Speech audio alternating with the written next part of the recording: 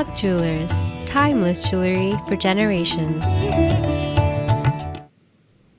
Hello, everyone. Welcome to another episode of From a Mother to Another. And I am Sandy Banerjee, and this is where you get to hear from moms around the world. My today's guest is not only an awesome mom, but is also a writer by passion. So please join me in welcoming Tanushree to the show. Hello, Tanushree. Hi, everyone. I hope Hi. everyone can hear me well. Yeah, we can. How are you? I'm doing well. How are you doing, Sandy? I am doing good. Thank you. And thank you so much for being here. No problem. My pleasure. Awesome. Awesome. So, before we jump into a set of questions, can you start with a round of introduction? Can you introduce our Yeah, yeah? yeah, sure, absolutely. So as Sandy said, I'm Tanushree Ghosh. I'm based in Phoenix, Arizona. Currently, I grew up in India, mostly in Calcutta, and then I went to IIT Kanpur for my master's.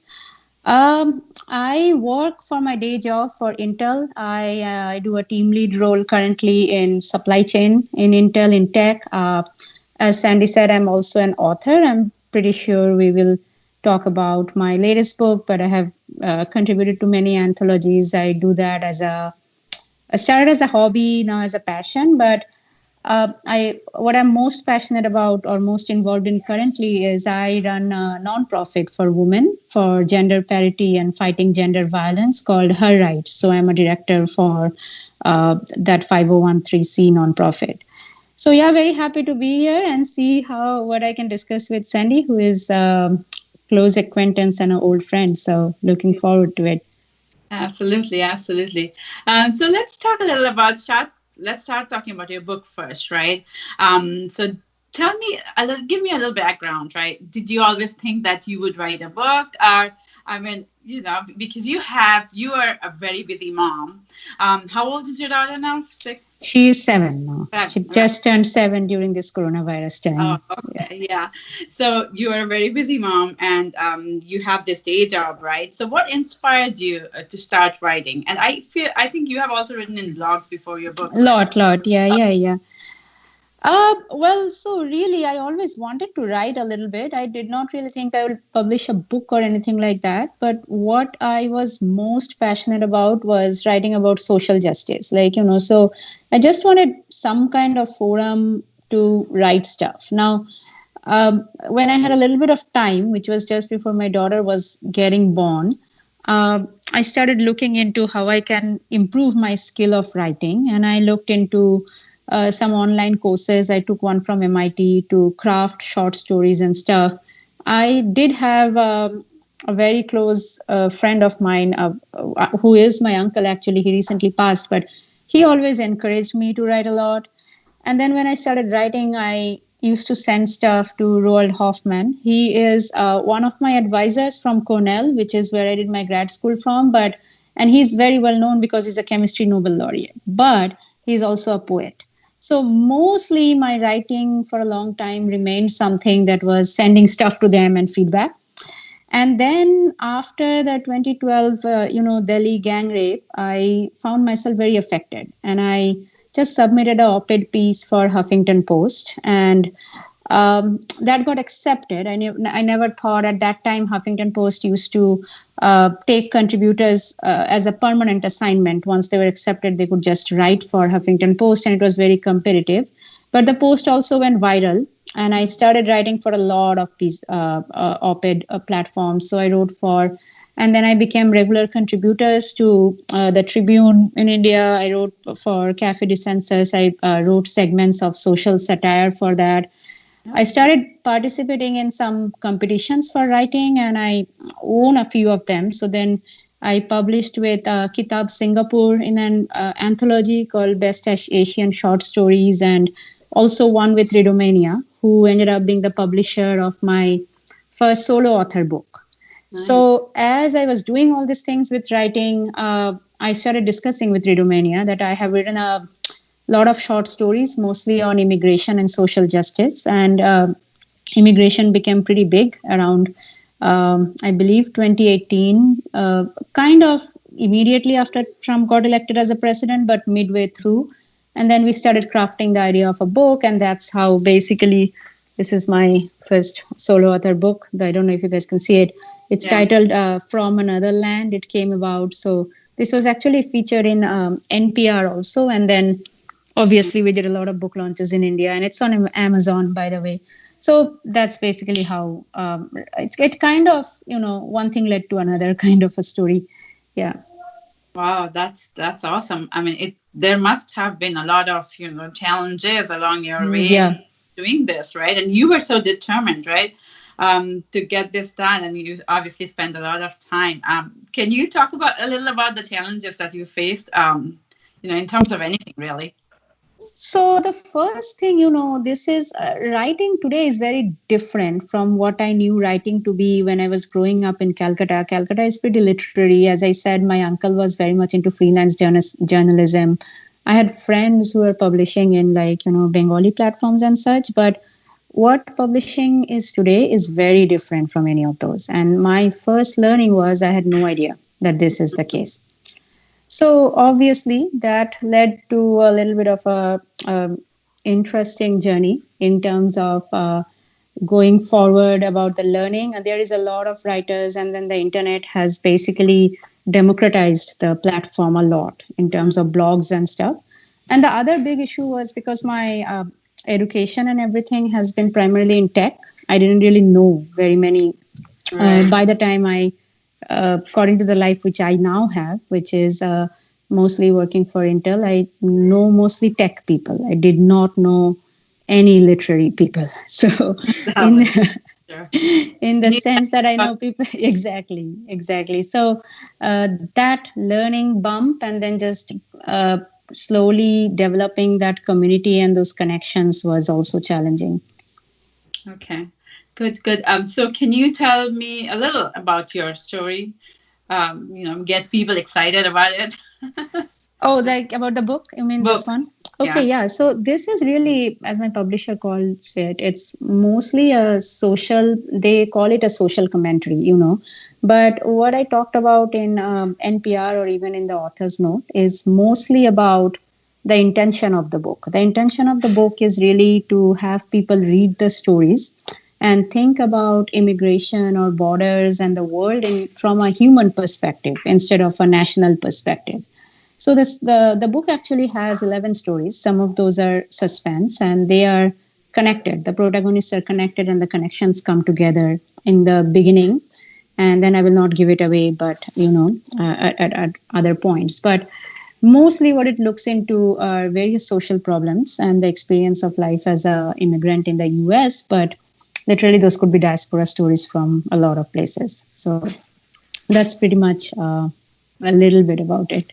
Okay, thank you for sharing that. I'm sure that will make the viewers very excited, and because this is a problem, and this is a problem in the society overall, and a lot of us face that challenges, right? So they can relate to your book, really. Yeah. So we tried to be very cognizant. I tried to be very cognizant of making sure that I cover a lot of pertinent issues. Like one thing that is very common for mothers are, the H4 visa issue, or the issue of talent versus a right to work, and how that affects, and then what is the right answer if you try to take into account both perspectives of, hey, there is an employment security issue and a logistic or a guarding issue versus there is a, hey, I need to build a life here and I have the talent, and Mm. how do I make sure there is equal opportunity for everyone. So, and we tried to select issues like Black Lives Matter and several other similar social justice or issues that are pertinent to, for example, India. So obviously all the diaspora characters here are Indian, and or at least Southeast Asian, and basically we tried to make sure that through fiction we present some very pertinent social challenges for reflection. Right, right. Awesome, awesome. That is great. Thank you so much for sharing, your those kind of inputs and your about your book, the details about your book. Very, very helpful. So is there anything coming up in terms of your books? I mean, you don't have, if it's a secret, Yeah. it's fine, but Yeah, actually, just no, I absolutely. So I did not think that I will write a nonfiction, but I was approached to write something on gender justice. So I okay. do have a book in the works, which right now is with publisher. It's in the process of getting the external review and the contract signing process completed. But basically, it's on post Me Too India. And Oh, the wow. interesting thing about that book is it looks into sexual discrimination and sexual harassment through the lens of a broader gender problem, and it draws parallel between different countries in the book. It Wow. has a lot of interviews. Has a lot of real woman perspective, and also what we tried to do was to present the issue as something that has the academic integrity, but is actually something that is more for what is called trade, meaning you can read it as a bedside read, because we really wanted people to think about the gender discrimination issues from a point of view of my daughter just walked in. I will be there with you. Yeah. So yeah. So look what it looks like. Look, it's the same. I know. You found your swimsuit. Thank you, baby. So she will not go until I say this. Yeah, but basically, we wanted people to think about, what happens with gender in India. I strongly believe, and this is a statement in my book, gender consistently falls secondary to caste, class, corruption, and other issues. It becomes a subtopic in one of these topics. Mm-hmm. But also, what happens is there are a lot of policies, there are a lot of discussions, but people find it either too heavy or so everyday that they get desensitized to it. So that is the approach in that book. So that's coming up. And then I also have a novel which I finished while I was working on the first book. It's a fiction that's titled, actually, it's called The Afterlife of Midnight Seedlings. And so these two hopefully will come out soon. Wow. One fiction, one non-fiction. Yeah. Congratulations. I'm really Thank excited. you. Awesome. So let's shift gears and talk about your nonprofit, right? Mhm. The nonprofit that you it's based out of India, right? Is that right? So it's registered as a 501(c) in Arizona, state of Oh, Arizona. So it's actually a US based nonprofit, but we work with a lot of partners in India. okay. Okay. So tell me a little about the goal and the objective of the nonprofit and Yeah. what you do. I think you manage it with your sister, who is my sister-in-law. Yes. So yeah, Madhumanti is a part of the nonprofit. I have a bunch of other people who are members of board of director and staff. But yeah, sure. So as I mentioned, the 2012 Delhi gang rape had a pretty profound effect on me, mostly because that December I was in Delhi and I was pregnant with my daughter, and I actually gave birth just a few months in March, right? So a few months from after that. But the thing is that around that time frame, I was in those exact same locations where this thing happened with the woman, right? So that, and I knew I'm going to have a daughter. This kind of had like a weird effect on me where I literally couldn't sleep for months. And I constantly kept on thinking that, look, this woman did everything right. Like this could have been anyone. Exactly. She was getting on a bus. She was not going by cab or everything we are told not to do. It was not too late at night. She was with someone. So I Mm-hmm. started thinking that there is really no safe world even in the best of the cities or the major veins. And it's not that it's really any different in any country, right? Yet. So there is a statement by United Nations from 2018 that gender justice or gender equality is pretty well known to be the single most effective solution to all the five issues that we know today as an economic solution to that, like conflict, sustainability. However, no nation as of 2018 has achieved gender equality. So I didn't want to open my own nonprofit. I volunteered a lot for ASHA and then AID during my PhD years. So I started looking into where can I contribute my time. I thought that needs to be even more important than my day job now that I'm mother to a daughter. Because I felt like with the resources I have at my disposal, if I don't do something, then I can't really expect or wait for solutions to come. But the problem I kept running into is every organization I found, and great organizations, big organizations that I could volunteer for, were really looking at gender problems as a vertical. So they would say focus on something like acid attack. So ASFI, we partner with them. There are organizations who work on child trafficking. There are a lot of organizations who work for STEM education for girls. There are some broader, not really organizations, but collaborations who work on reports and stuff on women's issues. And then there are organizations working on female genital mutilation in Africa, for example. But what I was really looking for was something that's more a horizontal that connects all those verticals and looks at gender inequality as a single problem statement that causes gender violence. Mm-hmm. And the problem statement in my mind was we do not have enough women empowered in large numbers in where it matters in terms of power, right? Mm-hmm. So I started thinking of, okay, what can I do to connect all these verticals? So, say one vertical is the corporate US world where I work, where we have so many women who are so passionate about doing things. There are corporate mentoring workshops and they look into career advancement. How can I connect this to women who are trying to fight gender violence with grassroots victims in India or Bangladesh or something, right? So, Her Rights was founded with that vision. We work on 3 different swim lanes. One is finding grassroots organizations and connecting them through common mission statements. So, for example, we are working with Take the Lead here in the US, who provides training. They have a goal of equal representation by 2025 in the US. So, we are working on a proposal to develop a training curriculum with them to be used by multiple subsegments like domestic violence victim, acid attack victims, RMG, garment worker segments, by finding appropriate nonprofit partners in the ground. The second swim lane is that of creating awareness materials. We try to do a lot where we present to US what are the top 5 issues that bother women in Bangladesh or India or Southeast Asia, and then vice versa. So I go do, whenever I am in Bangalore, I try to do some workshops to talk to folks about, okay, this is what a life of a woman is like in the US. Where do you see the synergies? Where are the differences?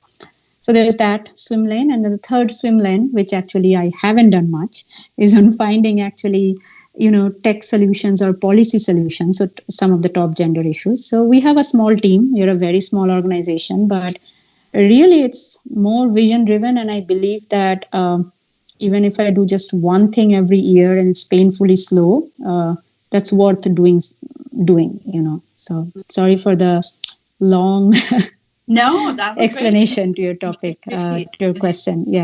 Yeah, and I think you explained very nicely what the goal of the nonprofit is, which was very exciting. And you were right. Probably, as you said, there are nobody out there who does the same thing, right? So is there a way that the viewers can contribute to your nonprofit? Absolutely. We are looking for volunteers. We are very flexible. We also have a project or a way where you can submit your ideas to match our mission statement. And as I said, I really believe in I do software sourcing and technology in my day job. So I really believe in open sourcing. So, we don't hold anything too close to our chest. Any idea we put forward, we will do to help you. So we even run social media or Twitter campaign for your nonprofits, if that helps you. So my Twitter handle is thoughts, then N, then rights, and then you can tweet and you can express your interest for joining the nonprofit. I can connect with you, and then the nonprofit is Her Rights, HER, and then RIGHTS, and the website is very simple. It's www.herrights.website. Okay. So you can go into our website and you will find some email and contact options there, and you can just write to us to join. Yep. Okay. Awesome. Thanks for sharing that. Okay. So now, the $1 million question is, how do you do it all? You are a busy mom. You have a day job. You're writing. You are the director of this nonprofit and taking part in a lot of projects and everything, really. So how do you do it? How do you manage your time and everything? How do you make it? So, long time back, I think maybe in 2017, I gave a talk at Women in Intel conference, like a TEDx, small TEDx style talk there. This was the exact topic. So 2 things. So one thing is that the first question is, should you do it all? And I'm not saying everyone should do it all, but my primary realization was all through my life, I kept on hearing that, you cross this one milestone and then you can do whatever you want. So my parents would say, okay, class 10, you pass class 10, that's it. Like after that, you can do whatever you want. plus 12, and then they say, okay, now graduate, now find a job, and then you can do whatever you want. And I say this, there is no other statement that is more false than this statement. You don't have Right. more time in your life as you go through it, you actually have less time and less flexibility.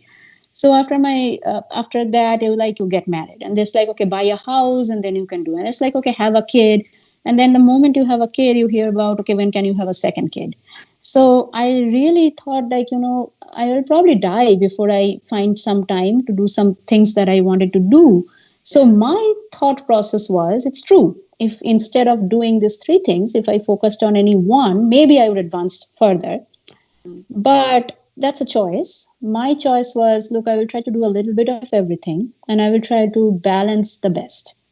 Now, with that decision made that I do want to do these things, the second question is defining success so that you can be easy on yourself. Now, if you define success in what everyone else tells you success is, it'll be a very stressful thing to do all of these things. So, for example, if I say my nonprofit is unsuccessful because in the first 5 years our operating budget was less than 25K and we have a small staff, I'll be very sad. But if I say that, look, my success is proliferating at least two awareness programs and generating funds for at least one organization, I can do that. Like, it's a smaller. So basically, set your own goals. Mm. Similarly, in writing, I initially did not start writing a novel. I submitted short stories to contests, right? Now, if you win a contest and you get to publish in an anthology, you don't have to take the entire load of a full book on yourself. You Right. basically have 21 other authors who are sharing the load with you. But there are many folks who would say that, look, if I want to write, I want to be writing the next bestseller, right? And then that's an entire different kind of Sure. workload or something that you will have to dedicate significant time to because obviously there is a talent and a luck factor, but even more, you have to spend huge amount of time on marketing the book. Right. There's no getting away from that in today's world. So, first is okay, first know why you are wanting to do this. If you decide to do this, set your goals so that you don't end up dead while trying to do this. And the third step really is like, you really have to constantly balance and be okay with failing at certain things at certain times. Like I have had cases where my day job at Intel, where I was managing a team, got very, very busy. I was working until 7 p.m. And for a period of over 1.5 years, I felt I'm not doing anything for her right. So I had to make a conscious decision to move into a lighter role with less scope and say that, you know what, for the next few years I will focus on this. And then the opposite has also happened. Anytime when I've gotten a promotion and I really wanted to do that job, I have said, you know what, I will have to put writing in back burner. So be okay with, if you are going to do multiple things, be okay with things taking longer. That's Right. the third thing. So, and then I just think I'm a very efficient calendar manager. I block, so some practical tips. I have the day job hours, but then I try to block 1 hour every day for writing, and then uh, 2 hours a week for her right stuff, right? And then some weekend hours when I take my daughters to her gym class and swim class, and I write while she's on those classes. So those are, everyone will have to find some time. I truly believe that I do not watch very much TV shows. I used to watch a lot of TV shows, but the blessing of motherhood was I only liked watching like very gory crime shows. So because of my daughter, I can't watch them anymore. It's not kid appropriate. So Right. that frees up time. But my point is that if you are doing something that you want to do, then you will not feel sad about certain things that you might have to miss out for that, right? So that's the last thing, that be okay with missing out on stuff that, Right. yeah. Right. I think those are very valuable tips. I know, there are a lot of people, like as you said, we are always defined by you do this, then, the good fun stuff starts, right? Yeah. And then you're like, okay, have a kid, you're done, and then the fun stuff starts. Not really. But it's like after you have to devote some amount of time to your aspirations. I mean, like, take the plunge. As you said, be ready for failures, and setting that definite goals or like achievable goals. I think that's very important, right? Every Yep. time you say that I would write the next bestseller, or somebody who said I would be the next Picasso, Yeah. that would be a lot of disappointment if you can't reach there. Yep. That is very helpful. Any other tips that you want to give to moms, especially of who are trying to take care of their aspirations in spite of having a job? See, the one tip I will give is mental health is very less talked about. But anytime you pursue your dreams, or even when you are not pursuing your dreams or pursuing your dreams in your own way, there will be very bad days. There will be days when you will feel very good and encouraged, and there will be days when you will just feel sad for no reason, right? Right. Now, unfortunately, even today, and even in where we are, or it's getting better, but people don't really talk about this facts that, look, if you are not feeling well, if you're feeling anxious, if you're feeling stressed, if you're feeling very very sad, seek out some help. Try to recognize those signs in yourself. I Mm-hmm. think it's very important for moms to be even more cognizant of that. Mm-hmm. Any family member, getting burnt out or going through extended phase of depression has an effect on the kids. But for Right. moms, that effect I feel is the load is a little bit higher. Uh, Not necessarily to violate any gender dialogues here, but uh, I just feel that take care of your mental health, be very cognizant of what you are going through, accept that, and then also make sure that if you need to readjust your life's goal or what you are achieving that year or that month or that week based on how you are feeling, that should be okay. Right. I learned this. So Tony Robbins has this Netflix series called "I Am Not Your Guru," right? So there was a very nice dialogue which stuck with me. He says that most people underestimate what they can do in a period of multiple years, Mm. but they overestimate what they can do in a year. So remember, you have time in life. You can go slower. So just take care of yourself and go slow when you need to. Right. And I think sometimes we put that pressure on us, right? Because we Yep. are okay, we have to be there. Like people are not Yep. expecting just your self expectation or Yep. that Yeah. setting gold standard or I don't know, platinum standard for yourself. Yeah. I think yeah, that's a very, very valuable tip. Thank you so much, Tanushree. No Thank problem. you, Tanushree, so much. I really enjoyed listening to your story and all your tips. And I wish you good luck for your upcoming books. Thank you, Sandy. Yep. And by the way, you are a fantastic mom yourself, and you do a lot too. I mean, you're asking me these questions, but you have a lot of tips. You multitask very well too. So, yeah. Thank you. Yep. Okay. Okay, it was nice chatting with you. Bye bye. Same here. Goodbye. Bye. Have a good night. Good night.